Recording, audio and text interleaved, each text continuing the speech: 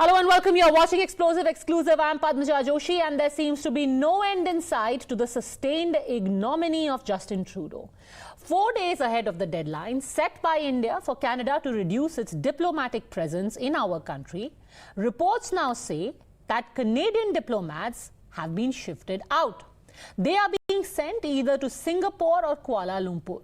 This marks another dramatic development in the ongoing diplomatic row, triggered by Trudeau publicly accusing India of murdering Khalistani terrorist Hardeep Singh Nijjar.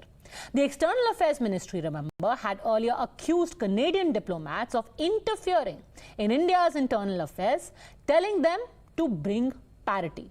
The tough talk has now led not just to an evident climb down in Canada's stance, but also India making it very clear that they are going to give no quarter. In moments of tensions, because indeed there are tensions between both our government, more than ever it's important that diplomats be on the ground.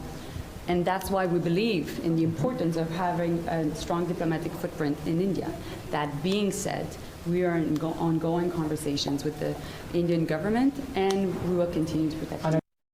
Insofar as discussions on parity, as we mentioned earlier, given the much higher diplomatic presence of Canadian diplomats or diplomatic presence here in Canada and their continuing interference in our internal affairs, we had and we have sought parity in our respective diplomatic presence. Given that Canadian diplomatic presence is very much higher, we would assume that there would be a reduction. And the backlash for Canada is not limited to Trudeau's tryst with India after the Canadian Parliament celebrated a Ukrainian veteran of Adolf Hitler's army. Russian President Vladimir Putin lashed out at Trudeau, in fact went so far as to call him an idiot. Спикер канадского парламента говорит о том, что во время Второй мировой войны этот канадско-украинский или украино-канадский нацист сражался против русских во время Второй мировой войны, он не может не понимать, что он сражался на стороне Гитлера, а не на стороне его собственной родины, Канады. Или был фашистским коллаборационистом. В любом случае сражался на стороне нацистских войск. Допустим, он этого не знает. Я ни в коем случае не хочу обидеть чувства канадского народа. Мы относимся к Канаде, несмотря ни на что, с уважением, особенно к людям. Но если он не знает, что во время войны в России сражался Гитлер и его приспешники, то он идиот. Он, значит, просто в школе не учился. А если он знает, что этот человек сражался на стороне Гитлера, и называет его героем Украины и героем Канады, то он негодяй. Adding to Trudeau's woes is discontent brewing in his own backyard, and how his approval ratings are plummeting with each passing week in election season. In Toronto, the Canadian PM was confronted by a man while he was greeting his supporters, was followed, was heckling, a tongue lashing, and in fact a blatant refusal to even shake hands with Trudeau, proof of how his TRPs are plummeting. Criminal! Thank you for everything you did. Look at his fucking buck tee, bro. Look at his buck tee. Hi. Pleasure to see you as well. Hey there, how you I'm doing? not shaking your hand, bro. You're a piece of shit. Why is that, sir? The entire country, you got our buddy over there. Yeah, but how did I mess up this country? Can anybody afford a home in this day? You're charging people carbon tax. You got 9 V8s here idling for 30 minutes. Your carbon footprint is increasing. We're getting charged for what? You know what we're doing? It's not stopping. No, we're putting a price on pollution, right? And we're returning it to families like yours. I don't think so. You're sending it over to Ukraine, right? No. Yeah. You send it over to the guy that you were with that slaughtered his own country. You've been listening to Putin, have you? Putin? No. We definitely don't listen to your propaganda, eh? You got propaganda, bro. Man.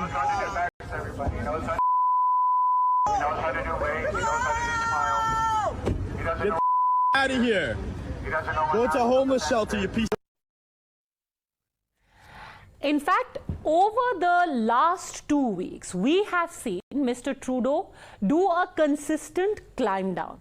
Here is how things have taken for the worse and the worst for Mr. Trudeau. September 19 was when he went public, naming India as the assassins, Indian agents assassinating a Canadian citizen. He said that he had credible allegations to that effect.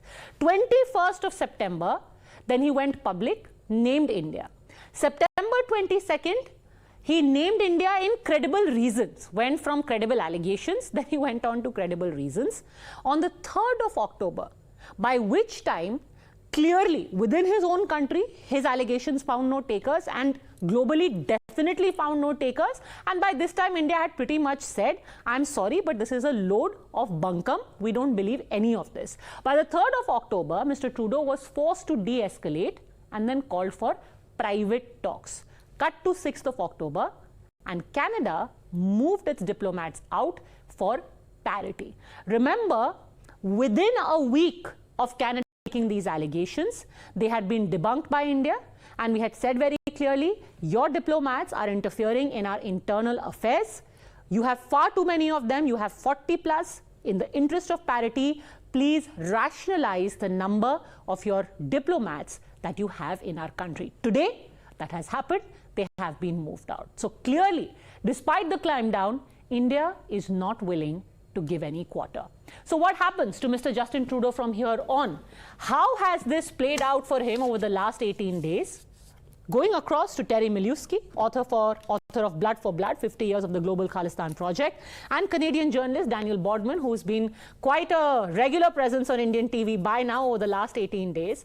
But I want to first ask you, Terry Milewski, because like you yourself mentioned on Twitter, people haven't acknowledged the fact that the man for whom Mr. Trudeau has taken up cudgels has now been accepted by his own followers as a Khalistan tiger for terrorists.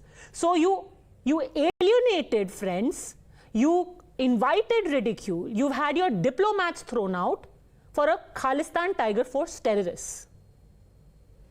Well, there's no question, is there, that by choosing Nijjar to be the occasion of this squabble between the two countries, it's turned out to be very unfortunate for the Liberal government and for the Prime Minister that Nijjar's own supporters, yes, have been hailing him in death as a member and as a leader of the Khalistan Tiger Force, which was exactly what the Indians alleged in the first place, and that's what they complain about, that they make these allegations, Canada doesn't believe them, they won't extradite people who are regarded as terrorists in India, and that this is the continuation of what has been 40 years of indifference on the Canadian side to Indian complaints of this type.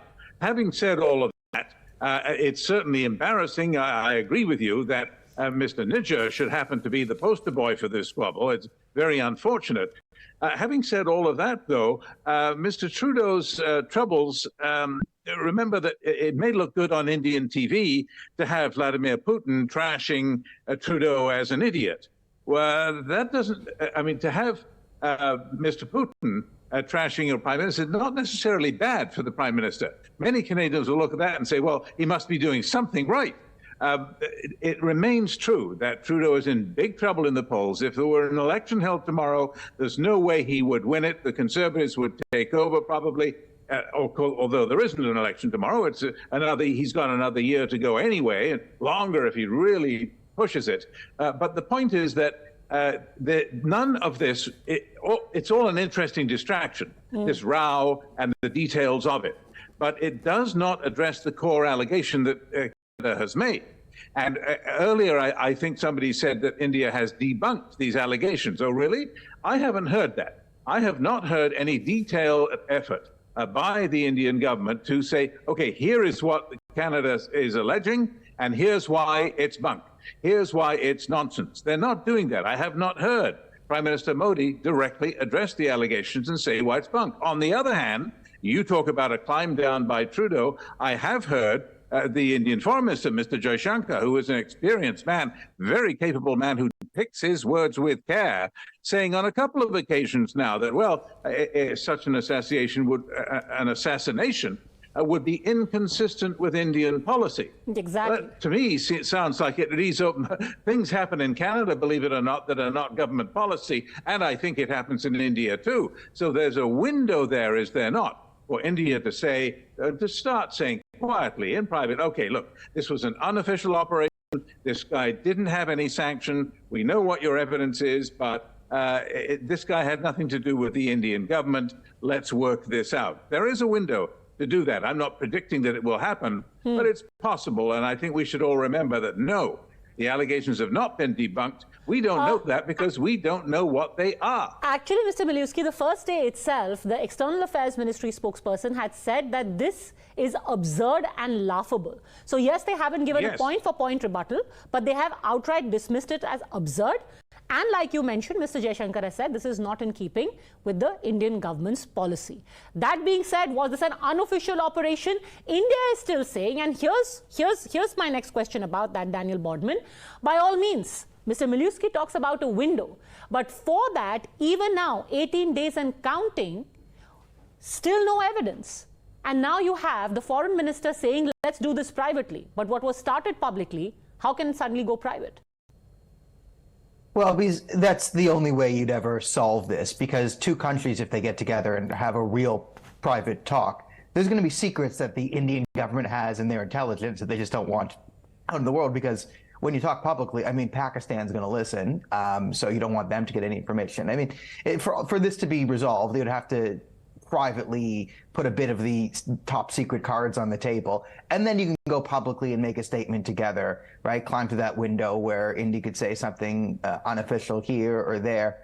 But I mean, I think we're at a point though where we have enough evidence on Nijjar to sort of shift the game for both of us, because the way other countries are now going to look at this, take India and Canada out of this, look at the Americans, look at the British, look at the French, look at the Germans, look at, you know, the Saudis, all of this. You have evidence of a man who his community is saying is organizing extremist separatist training, militant training camps.